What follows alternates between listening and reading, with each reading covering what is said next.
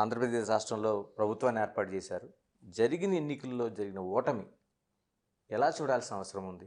అంటే 11 సీట్లకి పరిమితం అయిపోయిన ఆ పార్టీని చూస్తే ఓటమికి ప్రధాన కారణం ఏమనుకుంటున్నారు? అది జగన్ ఓటమా? లేకపోతే ప్రతిపక్షాలుగా ఉన్న తెలుగుదేశం కూటమి విజయం అంటారా? గణేష్ గారు, నిన్న ఎలక్షన్ ఆంధ్రప్రదేశ్లో ఒకే ఒక పాయింట్ మీద జరిగిందండి. అసలు వేరే రెండో పాయింటే లేదు అక్కడ. ఓటరు జగన్కి వేస్తున్నాడా, జగన్ను ఓడించడానికి వేస్తున్నాడా అనేది.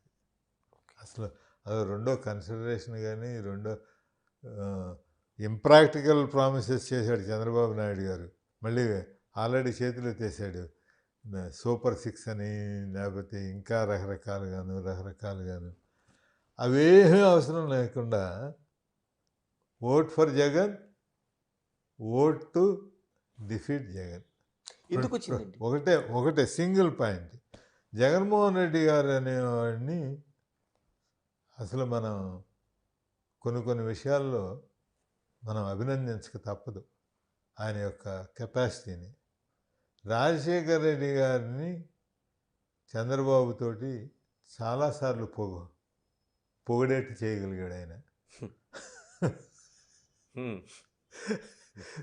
ఒకసారి కాదు, number of times, number of occasions, press కాన్ఫరెన్స్లో, పబ్లిక్ మీటింగ్లో, పార్టీ మీటింగ్లో రాజశేఖర రెడ్డి గారు ఎంత మంచివాడు అంటే ఈయన చూసిన తర్వాత ఆ మాట నేను అన్ను. ఆయన పొగుడు అది మీ అభిప్రాయం, మీరు ఎట్లాగానే చేసుకోండి.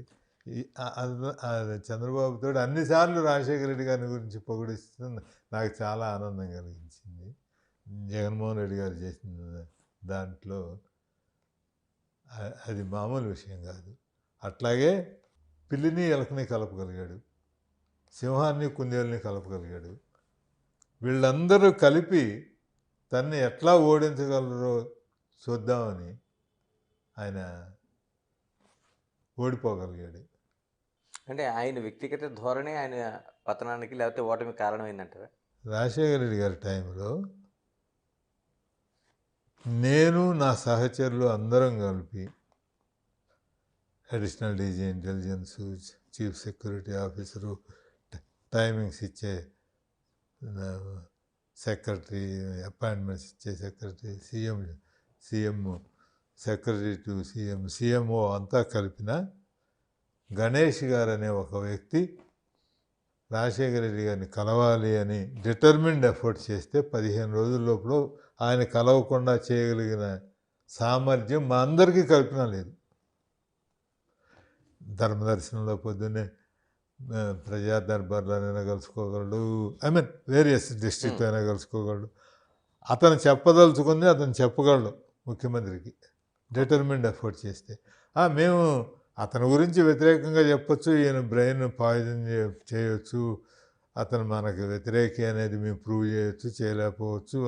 We may able to bias him, but కలవకుండా మరి చేయలేము. ఓకే. జగన్మోహన్ రెడ్డి గారిని మంత్రులందరూ కలిసిన, ఎంపీలందరూ కలిసిన, ఎమ్మెల్యేలు అందరూ కలిసిన ఒక మనిషికి ఆయనతో ఇంటర్వ్యూ ఇప్పించలేరు 15 రోజుల్లో.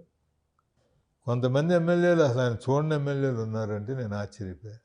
ఆయన పార్టీ ఎమ్మెల్యేలు అంటే పర్సనల్గా, అసెంబ్లీలోనో వీటిలోనో కాదు, పర్సనల్ ఇంటర్వ్యూస్ అడిగి పొందలేని వాళ్ళు ఉన్నారు. అంటే మంత్రులు నెలల తరబడి కలవలేకపోయారు, సమయం కోసం వెయిట్ చేయాల్సి వస్తూ ఉండేది అని అంటే నేను నిజంగా ఆశ్చర్యపోయాను.